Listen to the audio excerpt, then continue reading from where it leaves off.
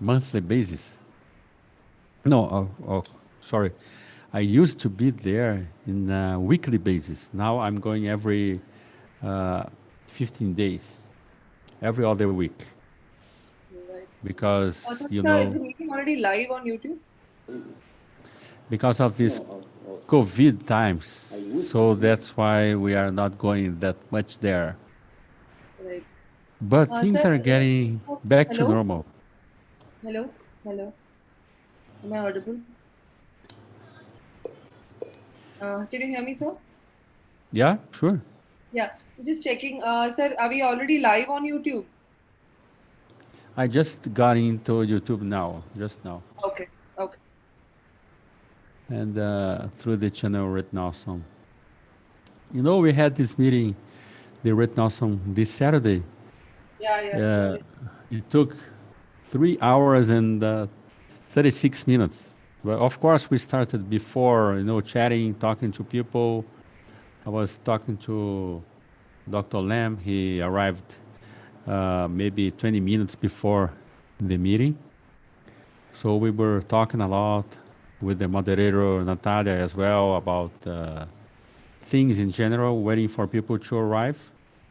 So that's why it took over 3 hours. But the meeting itself lasted 3 hours and 10 minutes. It was pretty long meeting. But it was good, we covered so many subjects. And of course, it's not possible to do everything in one meeting, because there are too many people over there. And we had to cover all subjects, and we usually separate two questions for each panelist, but usually four people wanted to comment because the cases were so interesting, and so people wanted to comment, and that's why I think it's interesting that we discuss things from the Red Nossum, because it's a very rich meeting, Yes, sir. and people are gonna enjoy a lot.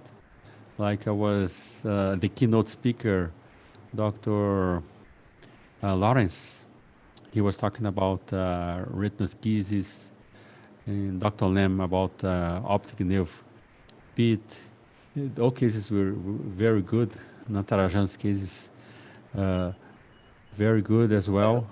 So I think it's good that we discuss. And Natarajan, I was talking to Yoshihiro Yonekawa, and maybe the seventh Retinosome, we could make it a little shorter, maybe for, seven speakers because of the name seven.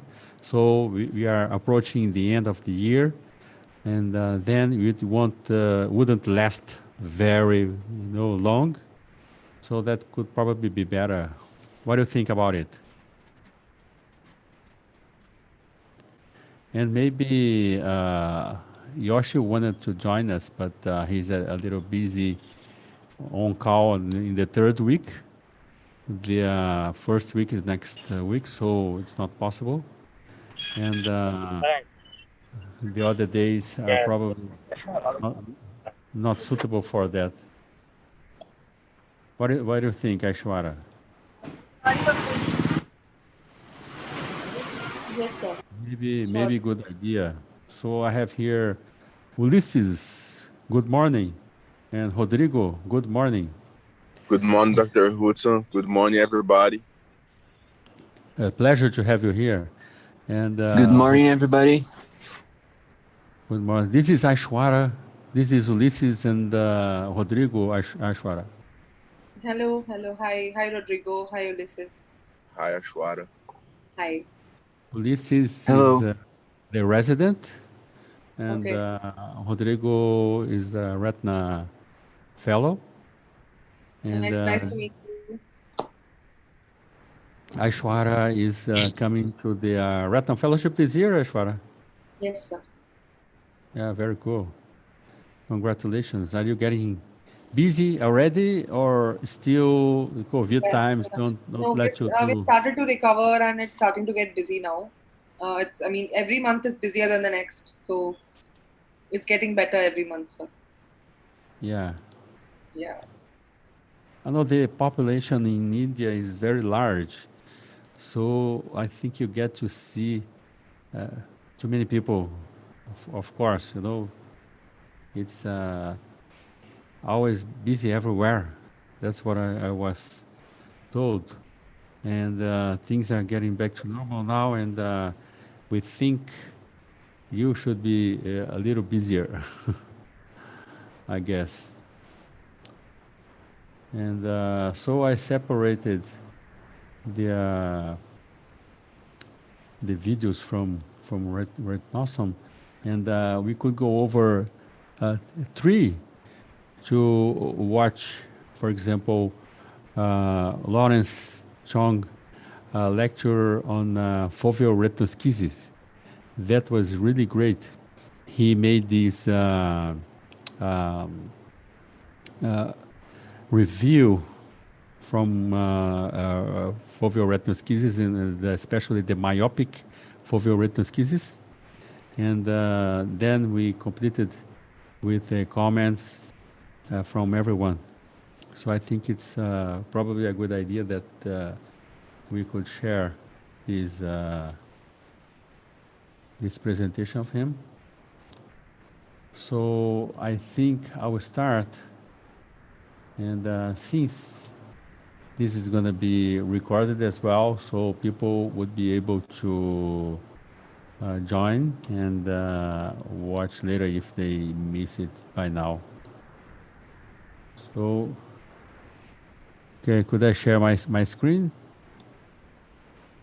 Aishwara. Yes. Yeah, I will. Can you see the screen here? Yeah, now?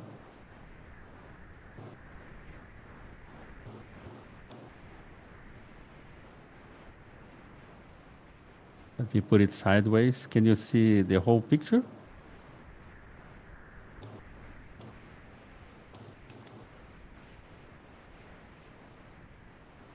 So I will probably start the video, but then I will move it forward a little bit so that we go straight to the presentation from Dr. Lawrence, okay? Excuse me. And Natalia, how are you? So we're starting the meeting here. Jaydeep is coming. Dr. Lam, Dr. White Chin Lam. Hi, Jaydeep. Congratulations for your article with Natarajan at India Journal of Ophthalmology. Natalia did residency and then she started. So we are starting the meeting, just showing the beginning of the meeting. Hello, good morning. Good morning. So we were busy in the meeting last Saturday from Retinawesome. So I decided to show you some highlights of the meeting. This Okay. Saturday we're just starting the video there, but I'm gonna move it forward so that we show you the first lecture from Dr. Lawrence Chong. Dr. Lawrence Chong made a very good review of foveal retinoschisis, especially the myopic one, and that was interesting. So I will keep moving the video forward, and I would like, Ashwara, could you admit people when they get in? Because I'll put the screen larger here. sure, sir, sure, no problem. I'll do that. And I made you co-host, and the other guys as well. So whenever people approach, you just make them go. I mean, just let them in, So this is Lawrence, and we will start with this with his talk on the foveal retinoschisis.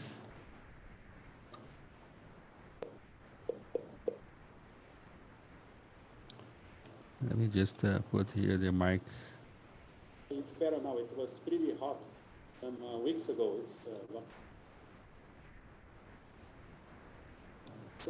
It's quite warm.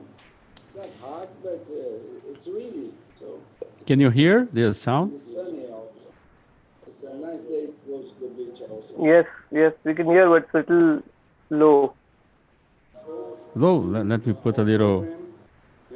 Yeah, you can increase the volume a bit.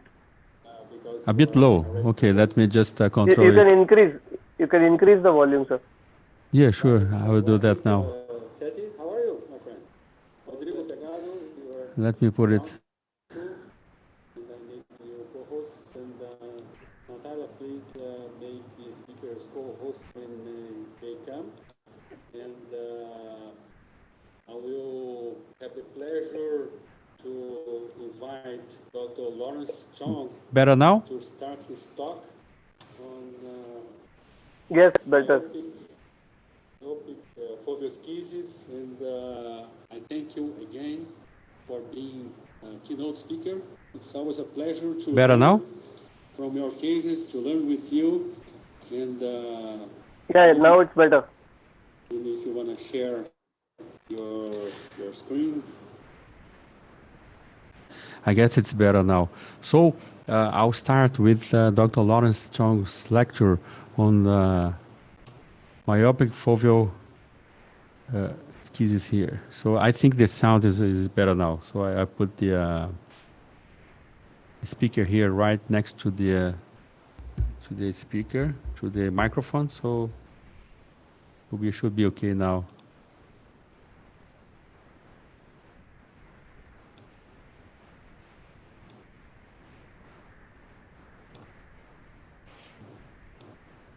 If I can get the sound. What is that? The weather is just Pleasure Okay. to learn from your cases, to learn with you, and I'll leave it to you to start. And if you want to share your screen.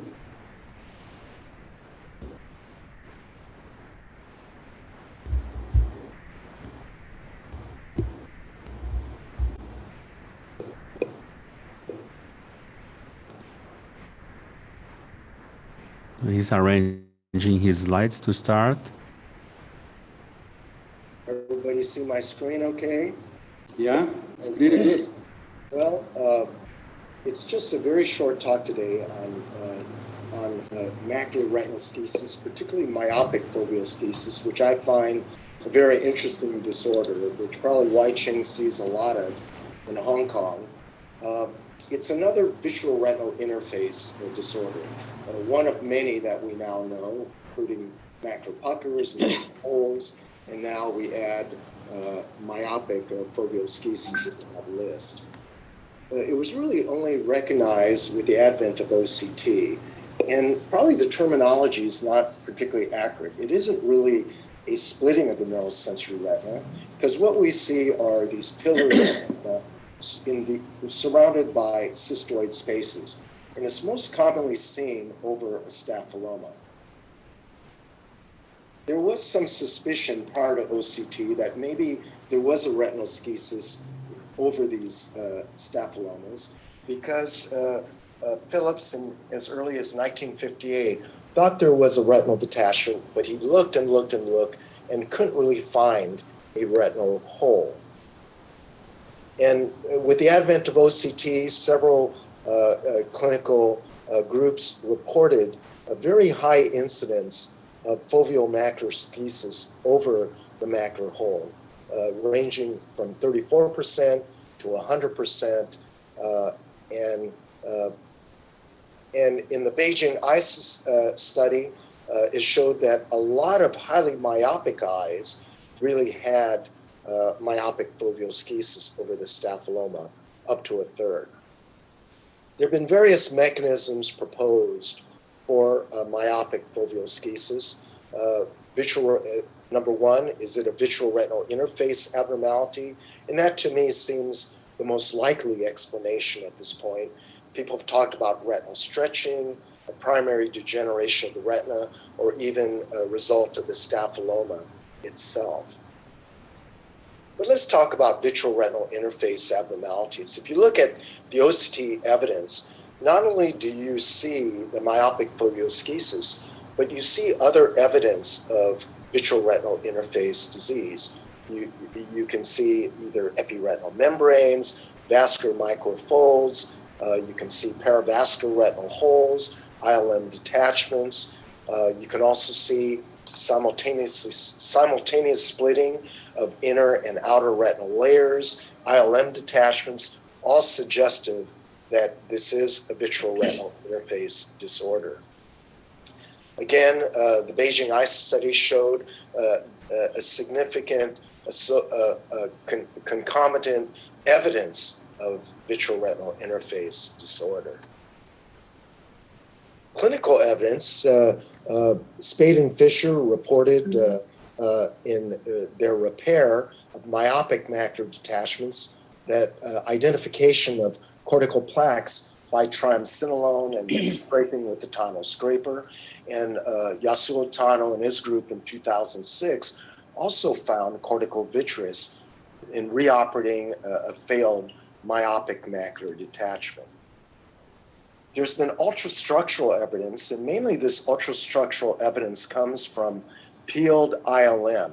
And here in 2005, very early on, they compared myopic foveoschisis to idiopathic macular hole, comparing the internal limiting membrane. And they found that there was no collagen fiber or cellular debris on the inner surface of the ILM in idiopathic macular hole, but all 10 of the patients with myopic foveoschisis had not only collagen, but cellular debris on the internal limiting membrane. And just last month, if you look at the American Journal of Ophthalmology, there's been another comparison, this time between myopic foveoschisis and idiopathic epiretinal membrane. And as you could see, there are quite similarities in terms of cell types. So if you look over here, hyelocytes, myofibroblasts-like cells, fibroblasts, fibrous astrocytes, very similar in terms between the myopic foveoschisis and the idiopathic epiretinal membrane associated foveoschisis. You can see the collagen types are very similar, especially the fibrous long spacing collagen, which is indicative of age-related posterior vitreous detachment. And as we know, in highly myopic patients, this degeneration of the vitreous, which we associate with being age-related, occurs much earlier in the myopic individuals. But on the left side, you can see it's quite curious that when you have idiopathic epiretinal membrane, you don't have much in the way of irregularity or thinning of the internal limiting membrane, whereas that's exclusively seen in the myopic foveoschisis. And when you look at the internal limiting membrane and you look for remnants of nerve fiber layer, you generally don't see it with idiopathic epiretinal membrane, but you see it with myopic foveoschisis. So that's the main difference between the two.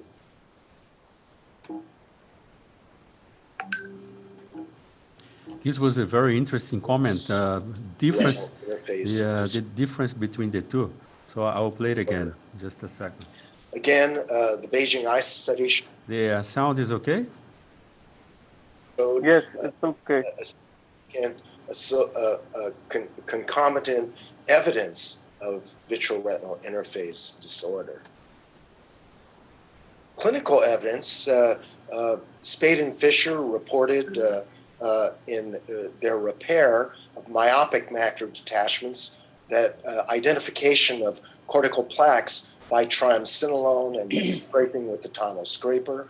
And Yasuo Tano and his group in 2006 also found cortical vitreous in reoperating a failed myopic macular detachment.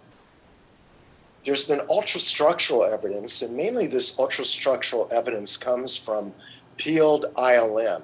And here in 2005, very early on, they compared myopic foveal schisis to idiopathic macular hole, comparing the internal limiting membrane. And they found that there was no collagen fiber or cellular debris on the inner surface of the ILM in idiopathic macular hole, but all 10 of the patients with myopic foveal schisis had not only collagen, but cellular debris on the internal limiting membrane. And just last month, if you look in the American Journal of Ophthalmology, there's been another comparison, this time between myopic foveal schisis and idiopathic epiretinal membrane. And as you could see, there are quite similarities in terms of cell types. So if you look over here, hyelocytes, myofibroblasts-like cells, fibroblasts, fibrous astrocytes, very similar in terms between the myopic foveal schisis and the idiopathic epiretinal membrane associated foveal schisis. You can see the collagen types are very similar, especially the fibrous long spacing collagen, which is indicative of age-related posterior vitreous detachment. And as we know, in highly myopic patients, this degeneration of the vitreous, which we associate with being age-related, occurs much earlier in the myopic individuals. But on the left side, you can see it's quite curious that when you have idiopathic epiretinal membrane, you don't have much in the way of irregularity or thinning of the internal limiting membrane, whereas that's exclusively seen in the myopic foveal schisis. And when you look at the internal limiting membrane and you look for remnants of nerve fiber layer, you generally don't see it with idiopathic epiretinal membrane, but you see it with myopic foveal schisis. So that's the main difference between the two.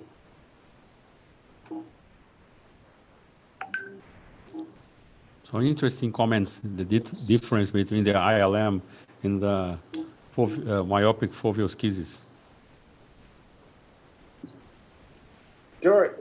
During surgery, again, there's been a description of the vitreoretinal interface as being rigid. Oops.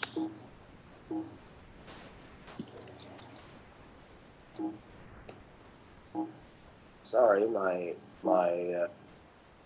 S, whereas 3.9% of vision. There certainly is worse vision with a foveal detachment. Retinal stretching was described by Dick Green and an ophthalmic pathology group. And the other theory is that there's a primary degeneration of the retina. We know that focal ERGs are abnormal in myopic foveal schisis. And finally, maybe there's a thought that the staphyloma itself induces the myopic foveal schisis. But I think I'm pretty convinced, and I think most of us are convinced, that it's another form of vitreoretinal interface abnormality. What's the natural history of a myopic foveal schisis? Well, first of all, the retinal thickness correlates poorly with the prediction of vision. There certainly is worse vision with a foveal detachment. Gaucher in 2007 showed worsening of retinal schisis and vision in 20 of his 29 eyes. Shimada in 2013 showed that about 12% of myopic foveal schisis progress, whereas 3.9% improved. We know that staphyloma is present in 9 to 34% of highly myopic eyes with myopic foveal schisis. Associated findings were foveal detachment in almost a third of Gaucher's 29 eyes. You can have associated macular hole and associated macular detachment. The surgical repair, several groups have reported the success of vitrectomy, ILM peeling, and C3F8 gas. And now that we understand that the pathophysiology of myopic foveosclerosis involves probably a posterior vitreous detachment, a fibrocellular proliferation on the surface of probably a very thin myopic retina, and a physical change to the retina that involves pillaring of retinal pillars surrounded by cystoid spaces.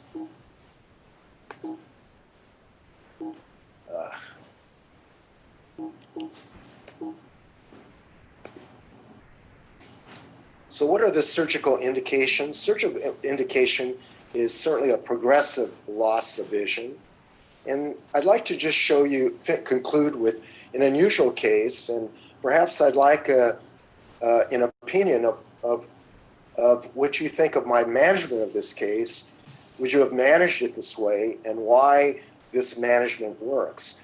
So this is a patient with bilateral high myopia, a Caucasian patient, and the right eye has had a drop of vision from 20/30s to 2100 plus 3, and the OCT looks like on the bottom. So I performed a vitrectomy, ILM peeling, and at that time we didn't have brilliant blue, we used ICG, and the foveosclerosis resolves, and eventually 8 months later it's back to normal, 20/32 plus 2. Then there's a recurrent schisis, and the vision drops to 20/63 plus 3. And I take the patient back to the operating room. I look for more ILM, put C3F8 gas, and that was quite successful. And you could see the schisis resolves, it flattens out, but then a macular hole develops. And for me, a macular hole in the presence of a high myope and a staphyloma, to me, that's the kiss of death. To me, those are the most difficult things to repair. So what did I do? I decided just to try a gas fluid exchange, just to be provocative. And to my surprise, the macular hole closes and the retinal detachment flattens, and the vision's 21/60 plus 4. Now there's a recurrent macular hole, and the vision is 20/80 plus 1. Let's see if I can get it to go to the next slide. So I perform a gas fluid exchange, another gas fluid exchange, which I thought would never work, and the vision comes back to 20/32 again.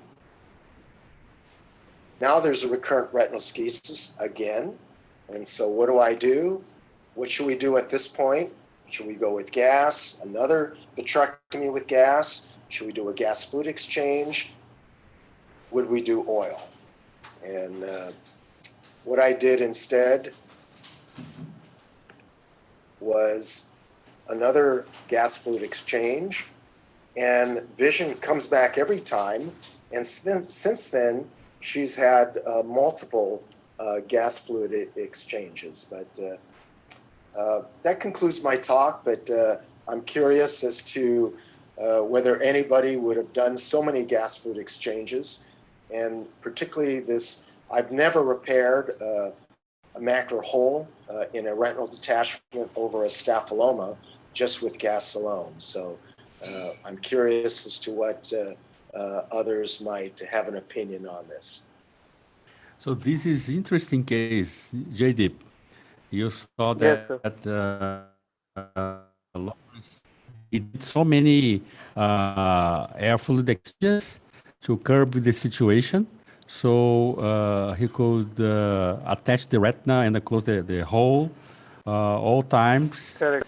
And interesting that he did not decide to use silicone oil.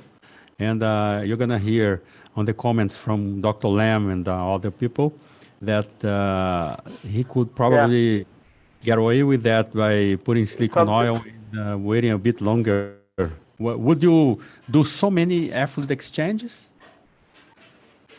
Well, I think if the gas is helping, then I think, as you said, it would be beneficial if we put oil and it may remain longer. Because if the tamponade is helping, I think if the tamponade of the gas is helping to close the hole and resolve the schisis, then I think oil would have been a better option. Yeah, I think that too. There's Comment. another thing which I have observed. I mean, in such a scenario where macular buckles have been done. So in case there is a recurrence but that is more when there is a what do you say, macular detachment along with the schisis. Mm-hmm. Yeah. So macular buckling is one option. Not in this case particularly, because if it was working with fluid gas exchange, probably oil would have been better. Yeah, sometimes in this case could probably work because you need a support at the macular area, and if the schisis they start opening again, probably a good idea would be to do the macular buckle. Sure. Yeah, correct. Correct. So there are comments come with this too. So I will just show you the comments from this. Sure. This talk, so that we close this talk. Can you see the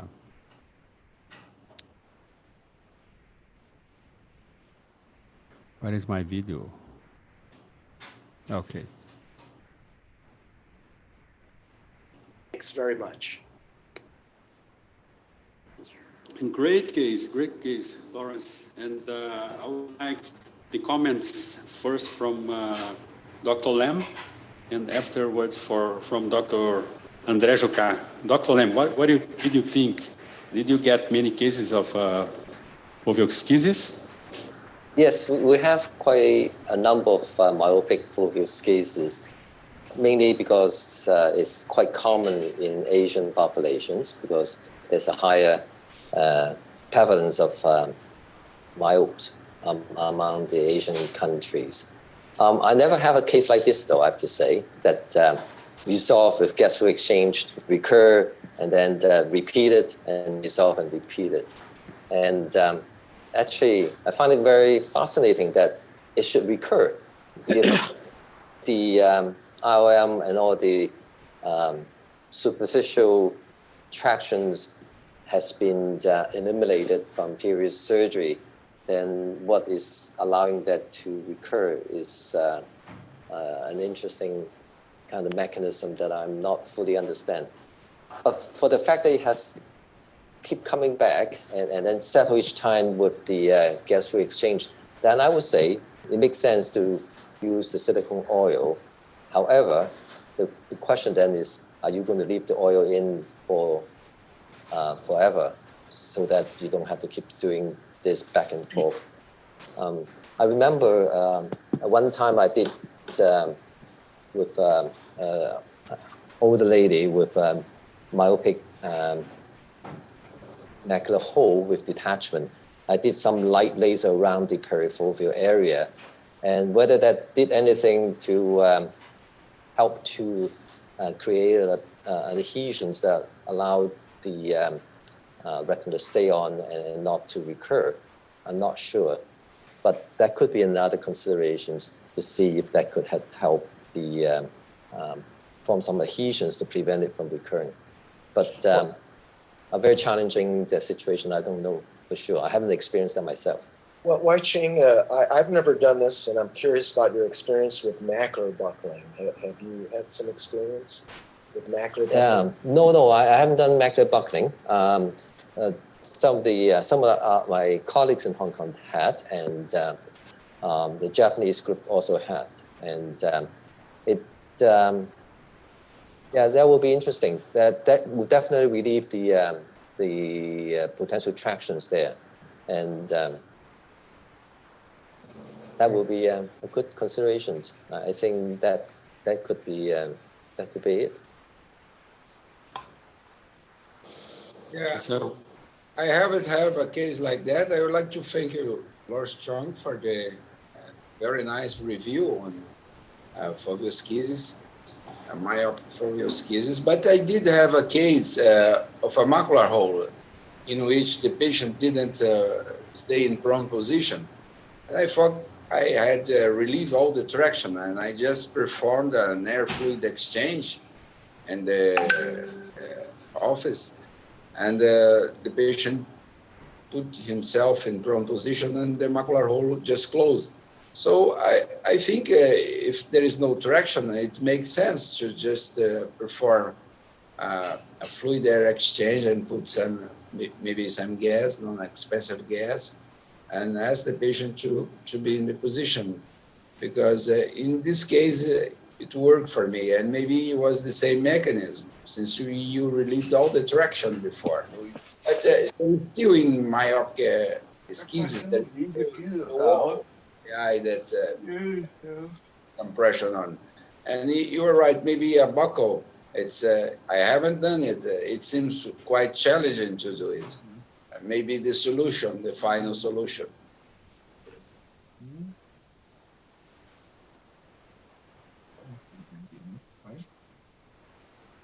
Hudson, can I make a comment? Hudson, Yeah. you're muted, Hudson. Okay. See, I think, hi, Larry. It was a great case, and sorry I joined a little late. So I had a similar patient, and then we had Barbara from Italy visiting us, and then later I shared the pictures, and she said, macular buckle. So that was my only case I did, and I actually have my fellow, it's Nicholas Labori, who's practicing in Georgia, Tbilisi. So he does a lot of macular buckling. So I went through his video and then Barbara's video several times, and then I did the surgery. The patient did well, but in only one case I did a macular buckle. Exactly similar case. But it was a challenge to make sure the macular buckle is exactly in a position for the macular hole. Wow. Yeah, nice to see you, Natarajan. I know you had a busy week, and we had this busy week with you and with the residents and fellows program. It's been good. You know, I invited Vaihap Sethi as well to participate as well as everybody, and Nageswarar is always there, and it's been good, you know. And I want to introduce you, Natalia. Natalia, this is Natarajan, and Natalia is our moderator together with me. She did a residency here at the iBank Foundation, and then she did the strabismus. This is Natarajan. Hi, Natalia. Hi, nice to meet you. Nice to see you. So Natalia, could you call the next speaker?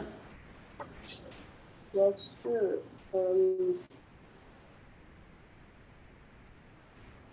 Our next speaker. Oh, so that was the case. Interesting case. And as you said, JD, they talked about macular buckle. I think macular buckle is it's a good thing to do, but it's not easy at all. Yes, So yeah. you really need, if there's a learning curve, and I have not attempted it, but where I was earlier in Chennai, at Shankar Nitralaya, there were a couple of surgeons who were performing them and had a decent series of patients. So, but then the results are a little mixed, and patient selection is very, very crucial there. I mean, what kind of patient you are going to select and where it is going to really work. You need to be very careful and sure. Yeah, So, you gotta be careful not to. It's a good in such cases. It's a good option because these, as they said, these are very difficult cases to manage. They keep recurring, and they don't do very well with conventional surgery like our vitrectomy and ILM peeling with the gas. So especially when there's a steep cephaloma and a macular hole along with the schisis and some macular detachment, then it is really tough to, even oil doesn't tamponade inside the cephaloma, so it's a bit tough in such cases. Yeah, interesting that you mentioned the oil. And I have a few cases of retinal detachment with macular hole. And of course, when I was attempting to peel the ILM, the retina, detached retina, is very mobile. So it's not possible to peel it very well without having the retina move all the Agreed. time. So I decided to use always in these cases Yeah. uh, before carbon liquids.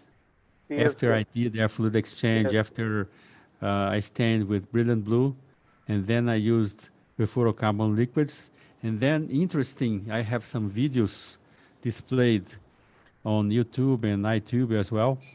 Uh, when I was peeling the ILM under perfluorocarbon liquids, you know, even though the perfluorocarbon liquid was above the hole, the retina would move at the macular hole area, causing some distortion. So if you have the hole like that and you peel it around the ILM, the hole would distort.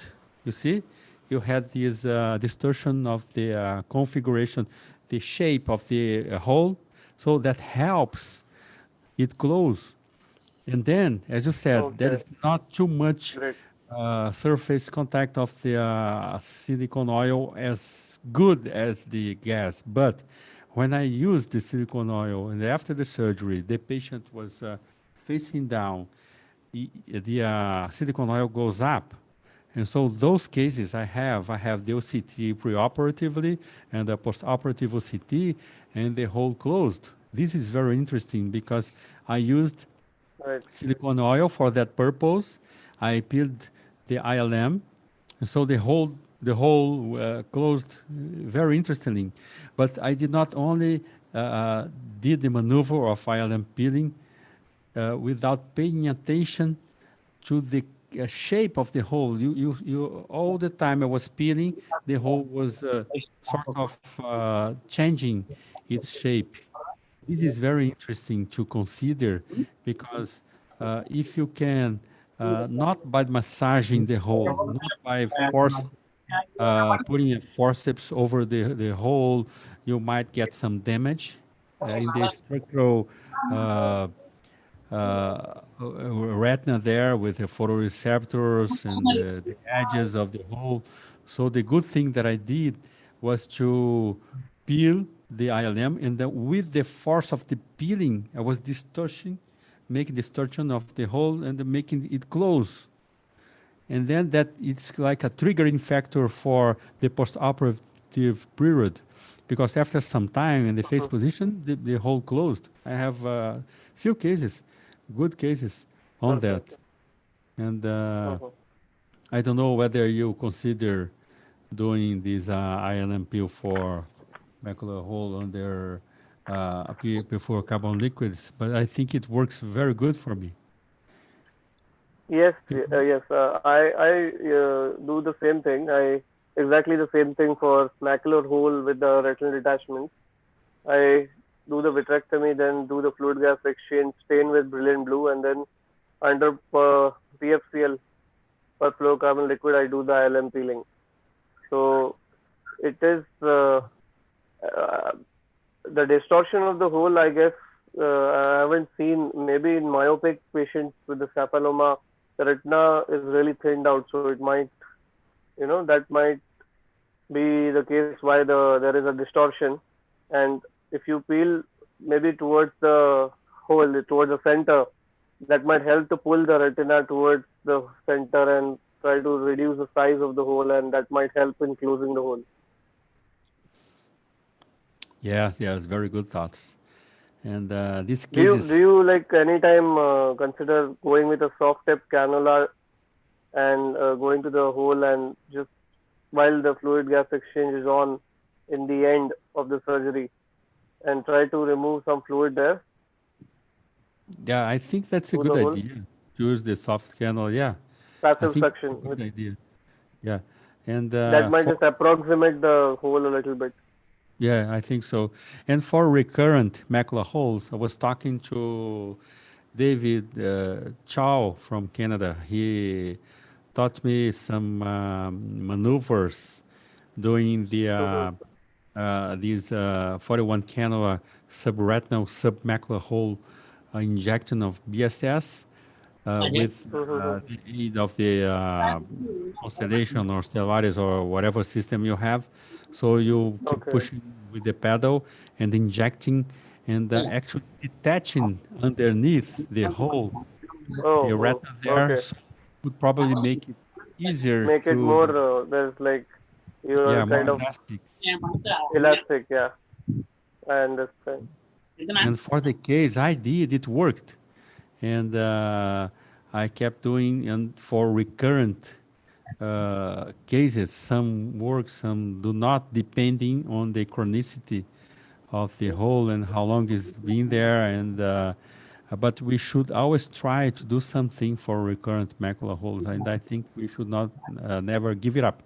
And if you don't have tractions on the retinal surface, if you remove the epiretinal membranes and the internal limiting membranes, I think you should go uh, seek for whatever is causing the hole to get, open. And sometimes it won't open at all. And then you would better off dealing with that with, ILM stuffing, amniotic membranes, RPE transplantation. Then I would try those other options, and Right. that would work. And have you ever performed this ILM stuffing technique to insert the ILM inside the hole? Well, yes, I have done that, and uh, like few years back, I was doing it regularly. Now I've reduced to do it because most of the holes will close with our routine ILM techniques, just ILM peeling. But yeah, in case the hole is a little big, at least greater than 800 microns, then I do the ILM stuffing or inverted flap technique. So that helps. Yeah, good idea. Good idea to do the ILM flap technique. And I will just show you to complete this uh, our this Just presentation. one more thing. Do you like how frequently do you come across a recurrent macular hole? Something which has closed or then opening back again. 'Cause I really haven't come across something like that in my practice. I like how frequently I like doing. I go for the surgery, for the primary surgery. If it doesn't close, and the next surgery of mine would be to perform a good OCT and see whether there are too many attachments in the macular area, the foveal area, and whether I could decide on any of these techniques I mentioned. But most of the times, for my second macular hole surgery in a recurrent case, I like getting the ILM elsewhere because I already done the ILM pitting around the macular hole. So I would get, and the Lawrence Chung also mentioned he does that too. And I would get the ILM elsewhere, and I Stuff would that just, ILM. You would yeah, stuff and that I was, ILM into the. yes, I will look for an ILM elsewhere and put the brilliant blue again and grab the ILM and stuff it in the macular hole. And if it doesn't get steel, and then I would use perfluorocarbon liquid to make it go down. And then I would perform this very, very slow air fluid exchange to keep the Right. ILM inside the hole. Oh, you would put PFCL, okay, and Yeah, then do very slow fluid gas exchange from the nasal side, nasal to the yeah, disc, very slow. Pressure 20 or under 20, 15, 20, very, very slow, very slow. And because yeah, this gets far out. The away from ILM the comes macular out hole. very easily. Yes, and far away from the macular hole.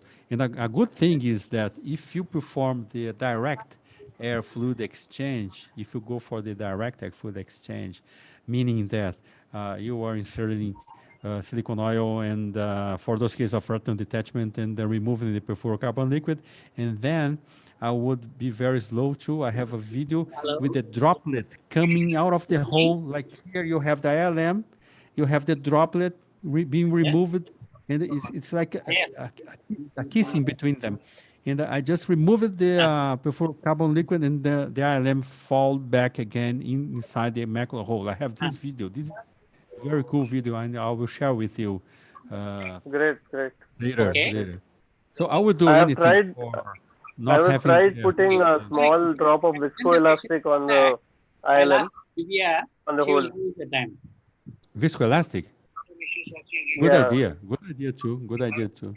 And sometimes it to hold flows. sometimes it floats. Yeah, Yeah, but correct. it's heavy enough. You know why?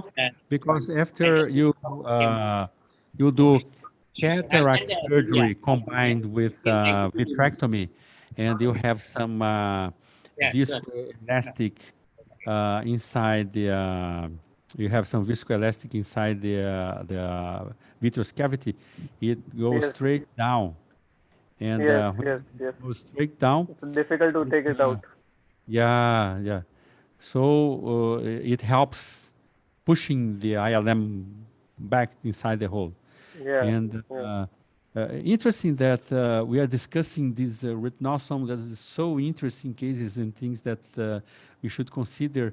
Maybe some people do things differently and in other areas, but I do like that.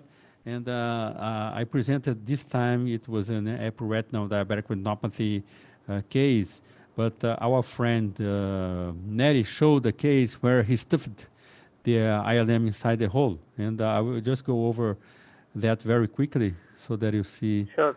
And then we discuss and end this presentation. I think these two cases, are so interesting to show.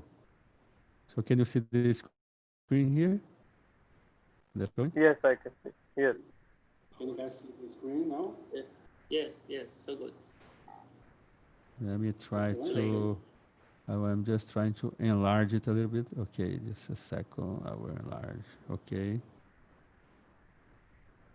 Yes, play this time. That's it. So Yes, I will talk about one case.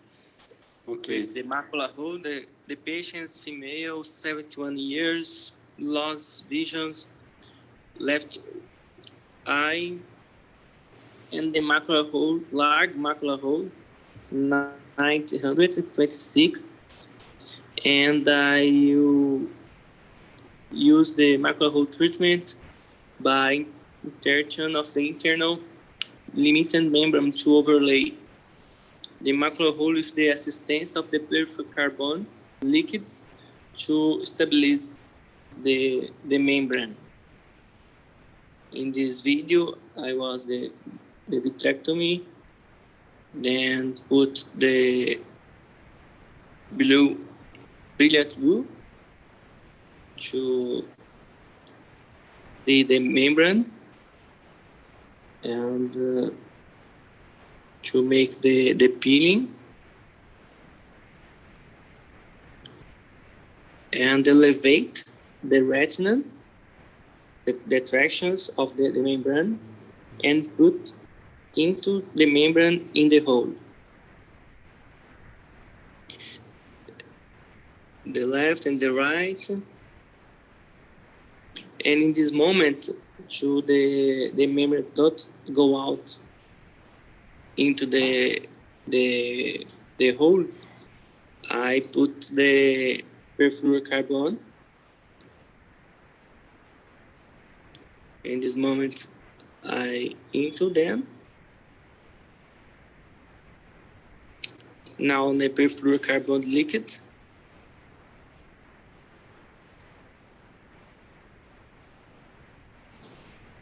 So it is stuffing technique. So it's cool. Good image. Yeah. Yes. In this moment, Dr. Woodson, I put the perfluorocarbon and now change for the fluid of the gas and the membrane not got out. So he did a very slow air fluid exchange. I've done Right. that in So, cases, and how do you remove the perfluorocarbon in the end? on oil I do direct exchange. Not in this Yes. case. I think you did gas, no? Yes, I put the gas, and this is the follow-up. And 5 days, the membranes into the hole, and the 6-week finish is closed. Wow. Before and after. So Wow. good, the cicatrizations. Congratulations, 2060. Very good, and the hole's closed. Yes. So that is an honor to have you present this case, and I've done some cases of stuffing technique as well, and sometimes you have such large macula holes and you do not have much to do, and then... So interesting case, you see, and you asked how he removed the perfluorocarbon. Yeah, he did the air fluid exchange very slow, as I mentioned, and he's into my service, so we work together, and we do the same, you know, and we gotta be very slow. And I usually, as I said, I go for an air fluid exchange of 20 pressure, you know, not 20, 25, not more than that, very slow. I don't go with the backflush cannula straight at the macular area. I go nasally towards near the optic nerve, and then from there I bend the eye a little bit to the nasal side so that the fluid, the remaining fluid, will be sideways and in the position, dependent position. So I get the last droplet of perfluorocarbon liquid at more close to the nasal area. Understand what I mean? And then that helps. You don't the ILM doesn't escape the whole area, the inside the hole. So interesting to discuss those cases from their Retinawesome. Of course, we have a lot more, but we probably we discuss it here. You know, from the beginning of the meeting, we have more cases, very short cases, and we should go discuss these cases in another opportunity. But right. Does anybody want to comment on those cases again, and or any other ideas on that? Natarajan, would you like to comment on the cases we presented? So which case, Hudson? Yeah, this macular hole stuffing technique. Yeah, how often I heard Jaydeep telling about the stuffing technique. So we do it only when at least I do only a traumatic macular hole when the hole is larger.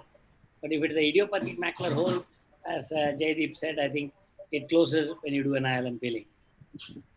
Yes, traumatic macular holes. Yeah, we should do something extra for them. Yeah, it sounds good, and especially for very large macular holes as well.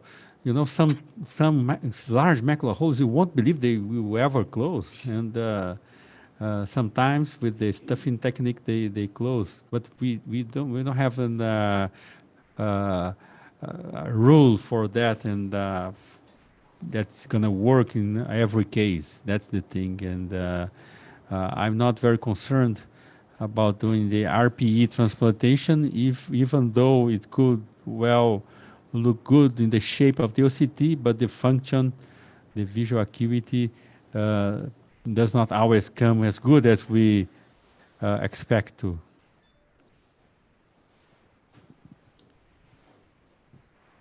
Carlos, good morning. Do you Hello, doctor. Good morning. Good morning. Do you like doing the this macular hole peeling and then stuffing the ILM inside the hole? Yes, of sure. You should be doing more cases. When the macular hole is bigger, I ever put the ILM in macular. In the Hole. inside the hole. Yeah. Good idea. Good idea. We should keep trying doing something different for the patient. Always. Yeah. So, Aishwarya, any comments on that? No, sir. This is actually very good. Nice to see all the videos, sir. I mean, I'm still learning, so it was still a bit of a learning stage for me. All right. But it was very nice to see. So we are closing this meeting. Jaydeep, thank you very much for your comments. Your comments on the macular buckle and these Nice, cases. interesting cases. Yeah, interesting cases. We have more, and the thing is that I'll be talking this weekend about sparing the lens in vitrectomy, and another lecture here in the Retinawesome 6 from André Jucá. He was talking about the advantages and disadvantages of having the lens of doing phaco vitrectomies or only vitrectomy without doing phaco, and this was interesting. But my task next Saturday morning, I'll be talking in the trauma event from Hugo Campo here in the South America, from Colombia, is to show how important it is to spare the lens for for vitrectomies. So thank you very much, everybody, for participating. This will be in YouTube as well, and anything on those cases, I wish we could participate and talk and discuss in any time. And it's very important that we keep discussing. And the good thing of all this is that we discuss and learn with each other. And I will leave it to Natarajan to close this meeting. Thank you, Natarajan. It was good. It's over 1 hour we are discussing here these cases. Yes. But So you already left the hospital today? Yes, and then come home now. Yeah, it's good. I like your shirt. You like your shirt? Boss. Yeah, the Brazilian one, was very good. I was trying to find a shirt from India, but I don't find it here anywhere. No, I got it from Sao Paulo. Sorry, not From Sao Paulo. Yeah, Sao Paulo, I think, yes. Yeah, good. You were in Sao Paulo in the World Retina Congress in 2006? No. I came to Porto Alegre last year, 2019, June. Ah, okay. Very interesting then. I came for that South Brazil ophthalmics meeting. Oh, yeah, I remember. Yeah, 2 years ago. Yes. I remember. Yeah. Porto Alegre. Just after, I think the same year of the World Congress in Fort Lauderdale that we participated in the same year. I think by the end of the year you came to Brazil. Yeah. Yes. Yeah, good. So thank you, everybody, and thank you, sir. Thank you, Jaydeep and Aishwarya for participating, and Carlos and everybody, and see you next week. Have a great week, you all. You too. Have a great week. You too. Thank you. Bye. Bye. Bye. Bye. Bye. Bye. Thank you. Thank you, everybody.